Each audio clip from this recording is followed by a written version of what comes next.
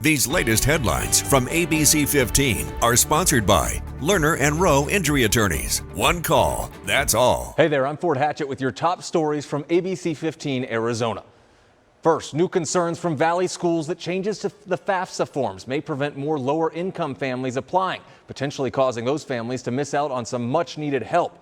Several Valley schools say students whose parents do not have a Social Security number can't apply for student aid, and they say there's no longer a workaround like there was before the federal aid form was revamped in December. School leaders are worried about how long it's taking as scholarship deadlines are passing, and the FAFSA needs to be filled out before applying for those scholarships. It's discouraging, it's heartbreaking because we know that we've worked with these students and families for so long, and so they're right at the end of their journey and getting so excited for the next step. Unfortunately, it's like we have to tell them to stop or pause, and there's nothing that they can do about it, and I think that's what's most frustrating. The U.S. Department of Education says they're aware of the issue, and the issue is listed as open on the FAFSA website. Attorney General Chris Mays has joined a multi-state coalition opposing an attempt by Texas and 8 other states to end DACA, better known as the Dreamers program. The brief, filed by 23 attorneys general with the U.S. Fifth Circuit Court of Appeals, urges it to reject a Texas District Court decision that DACA isn't authorized by law. In Arizona, more than 30,000 people are program recipients. In their brief, Mays and the others attorneys general argue that DACA recipients play a vital role in the country. They also argued that ending the program would take a financial toll.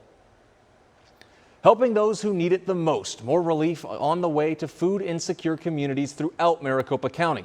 The Board of Supervisors voting in favor of providing $500,000 of additional funding to the Arizona Food Bank Network. The funding, which was approved last month, expands on $3 million already invested in solving the problem of food insecurity across the county.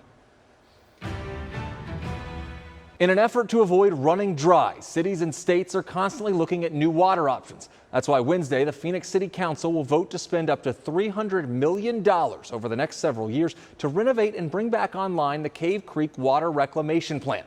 We first told you about this possibility back in October. If approved, the plant would have the capability to one day support advanced water purification, but that can only happen down the road if certain rules are approved by the Arizona Department of Environmental Quality. Tomorrow, Valleywise Health will give a first look at their new state-of-the-art Diane and Bruce Hawley Arizona Burn Center.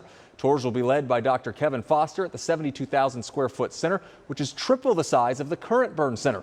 The new center will include a dedicated pediatric wing, therapy rooms, an outpatient center, and more, and it will officially open up for patients in April. Keeping kids involved in sports is a top priority for many Valley parents, but sometimes the cost of equipment can be a barrier. That's why ABC15 is teaming up with Earnhardt Auto Centers to support the Boys and Girls Clubs of the Valley through the Second Chance Sports Gear Drive. Now through February 29th, you can help young athletes in our community by donating new or gently used sports equipment for sports like football, basketball, baseball, or soccer. Donating is easy. You can drop off equipment at any one of the 17 Earnhardt Auto Centers across the valley or scan that QR code you see right there on your screen to make a monetary donation. I'm ABC15's Amelia Fabiano with a check of that most accurate forecast. Here's a look at highs across the state today. A high of 53 in Prescott and Sedona, 44 at Flagstaff and the Grand Canyon, upper 40s, low to mid 50s along the rim there, upper 60s out west towards the Colorado River. Overnight tonight, we'll drop down to the freezing mark along the rim, 20s in Window Rock, Flagstaff and the Grand Canyon, mid 30s in Prescott and Payson, 41 overnight in Sedona, and low to mid 50s out west towards Lake Havasu and Bullhead cities. Starting on Tuesday, we'll be in weather action mode. Tuesday and Wednesday, we'll see widespread rain and snow across Arizona. We could see flooding, heavy snow in the high country, and gusty winds at times towards the middle of the week. Definitely will impact travel, those commutes, and outdoor activities. So unfortunately, that means the Phoenix Open. Tomorrow, though, we're feeling warm, 75 in Phoenix. The clouds will start building in, and then daily rain chances in Phoenix starting on Tuesday through next weekend. And as always, for the latest headlines, weather, and traffic, head to the ABC15.com or download the free ABC15 mobile app. These latest headlines from ABC15 are sponsored by Lerner and Rowe Injury Attorneys. One call, that's all.